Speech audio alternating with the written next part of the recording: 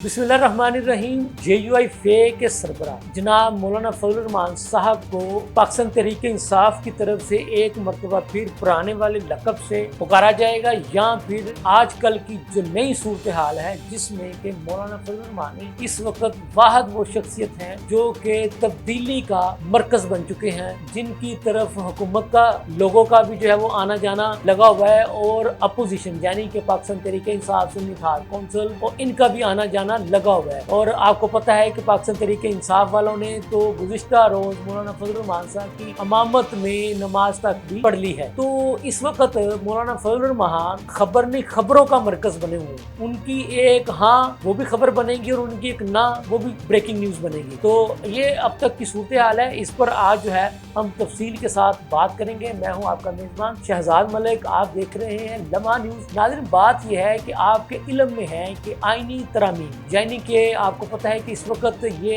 एक सबसे बड़ा इशू बनकर रह गया है हुक्मरान इत्तेहाद के लिए, और इस मकसद के लिए नंबर ऑफ गेम जो है वो एक दिलचस्प मरहले में आपको इल्म में है कि वो दाखिल हो चुकी है। और इस दिलचस्प मरहले की जो है ना, आप कह लें जो वजह है वो मौलाना फजलुर रहमान साहब हैं, जिनके पास 8 वोट हैं। वो अब तक की सूरत हाल के मुताबिक अगर ये कहा जाए कि वो जो हुक्मरान इत्तेहाद के लोग हैं वो भी उनके पीछे पीछे भाग रहे हैं, और जो पाकिस्तान तहरीक इंसाफ के लोग हैं वो भी उनके पीछे पीछे भाग रहे हैं। और वो मौलाना फजलुर रहमान साहब जो है वो कमाल महारत से, कमाल इज़्ज़त व एहतराम से हुकूमती लोगों के साथ भी मुलाकातें कर रहे हैं और अपोजिशन के लोगों के साथ भी मुलाकातें कर रहे हैं। लेकिन देखने वाली बात यह है कि जैसा कि मैंने आगाज़ में कहा कि पाकिस्तान तहरीक इंसाफ के लोग जैसे कि चेयरमैन बानी चेयरमैन तहरीक इंसाफ, आपको पता है कि वो मौलाना फजलुर रहमान साहब को माजी में जिन जिन लकब से पुकारते रहे हैं अपने जलसे जुलूसों में, वो किसी से ढके छुपे नहीं हैं।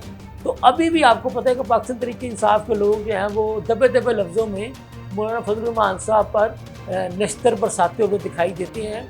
और वो आप कह लें कि दबे दबे लफ्ज़ों में ये भी कह चुके हैं कि मौलाना साहब का पता कोई नहीं है कि वो उनका ऊँट जो है वो किस करवट जाकर बैठ जाए।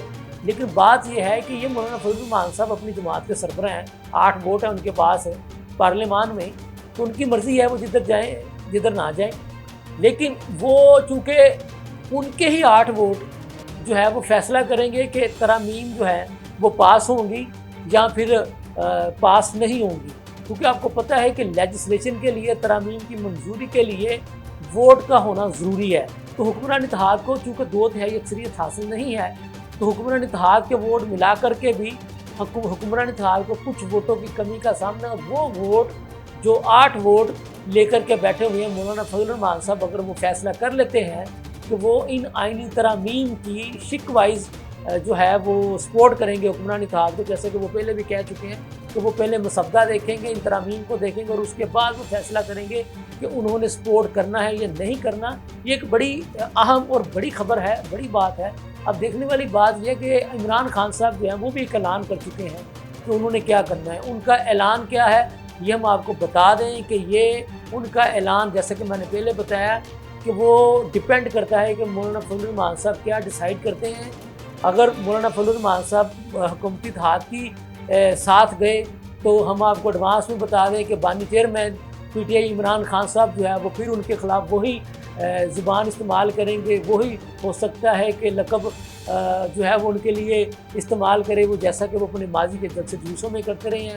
और ये भी हो सकता है कि पाकिस्तान तहरीक इंसाफ के मौजूदा लोगों के जो तीरों के जो नश्तर हैं या तीर हैं, उनका रुख भी जो है मौलाना फजलुर रहमान साहब की तरफ चला जाए। हाँ, हुक्मरान इत्तेहाद के बारे में अगर ये कहा जाए कि वो इस हद तक जो है वो एग्रेसिव सियासत नहीं करते मौलाना फजलुर रहमान साहब के साथ, क्योंकि मौलाना फजलुर रहमान साहब का ज़्यादा टाइम जो है वो इसी हुक्मरान इत्तेहाद के साथ गुजरा है। लेकिन इस वक्त जैसे कि मैंने आपको बताया कि खेल दिलचस्प मरहले में दाखिल हो चुका है। अब देखने वाली बात ये है कि ये ऊँट किस करवट बैठता है। ये जब तक की ताकत नहीं सूझती है।